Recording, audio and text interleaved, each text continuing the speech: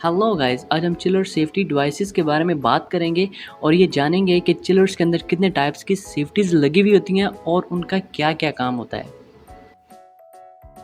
दोस्तों, ये टॉपिक बहुत इंपॉर्टेंट होने जा रहा है क्योंकि बहुत से इंटरव्यूअर्स इस सवाल को इंटरव्यूज़ के अंदर पूछ चुके हैं क्योंकि सेफ्टी इज़ एवरीथिंग। तो चलें टाइम ज़ाया किए बिना शुरू करते हैं। दोस्तों, पहले नंबर पर आता है आपका हाई प्रेशर कटआउट। दोस्तों, हाई प्रेशर कटआउट आपके चिलर में कैसे काम कर रहा है, ये आपके चिलर में जो कंडेंसर है, कंडेंसर के अंदर जब आपके फ्यूरॉन गैस का प्रेशर हाई होने लगता है, एक लिमिट से, एक स्टैंडर्ड लिमिट से बढ़ने लगता है, तो आपका हाई प्रेशर कटआउट आपको एक्टिव हो जाता है, जिसकी वजह से आपसे चिलर ट्रिप हो जाता है। आपकी जानकारी के लिए ये बता दूं कि आपका जो कंडेंसर प्रेशर का जो स्टैंडर्ड लिमिट है प्रेशर, वो आपका है 114 psi से 118 psi। जब इस psi प्रेशर से आपका प्रेशर बढ़ने लगता है तो आपका हाई प्रेशर कटआउट एक्टिव हो जाता है, जिससे आपके चिलर को वो ट्रिप करवा देता है। नंबर 2 पर आता है आपका लो प्रेशर कटआउट।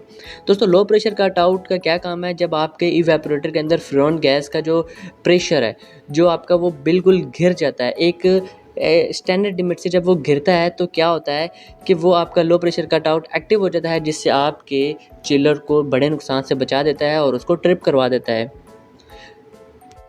नंबर 3 पर आता है एंटी फ्रीज स्विच। दोस्तों, नाम से ज़ाहिर हो रहा है एंटी फ्रीज स्विच किसी चीज़ को आइस बनने से बचाना।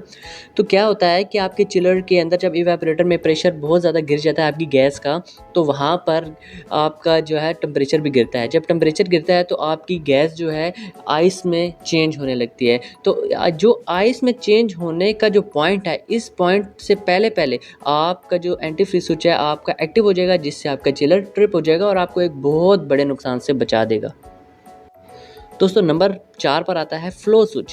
फ्लो स्विच दोस्तों कैसे काम करता है, आपके चिलर में जब अचानक पानी पाइपलाइंस में ख़त्म हो जाता है तो फ्लो स्विच एक्टिव हो जाता है, जिससे आपका फ्लो स्विच जो है आपके चिलर को ट्रिप करवा देता है। जब फ्लो स्विच एक्टिव होता है तो आपके चिलर को ट्रिप करवा देता है। और याद रहे, जब आप चिलर चलाने लगते हैं तो आपके अगर पाइपलाइंस के अंदर पानी नहीं है तो आपका फ्लो स्विच एक्टिव नहीं होगा। जब वो एक्टिव नहीं होगा तो इस वजह से आपका चिलर भी नहीं चल सकता।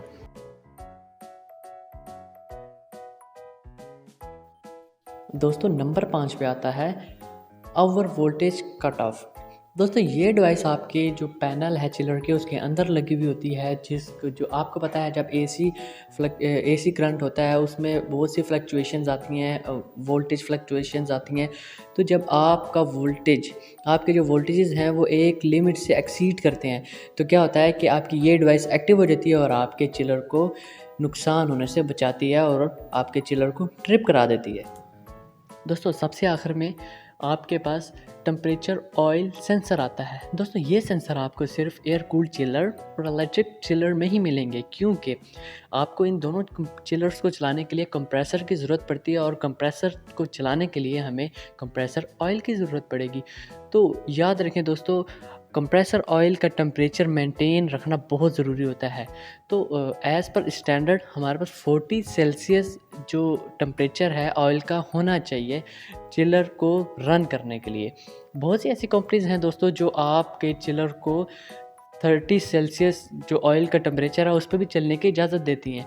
तो लेकिन 30 सेल्सियस से नीचे आपको कभी भी कोई भी चिलर की कंपनी इजाज़त नहीं देती आपका टेम्परेचर चिलर को रनिंग करने के लिए। तो आपके पास 40 सेल्सियस राइट एक स्टैंडर्ड है जिस पर आपका चिलर इजी रन करेगा। तो दोस्तों, ये कुछ चिलर सेफ्टी डिवाइसेस के बारे में आपको कुछ बताना था।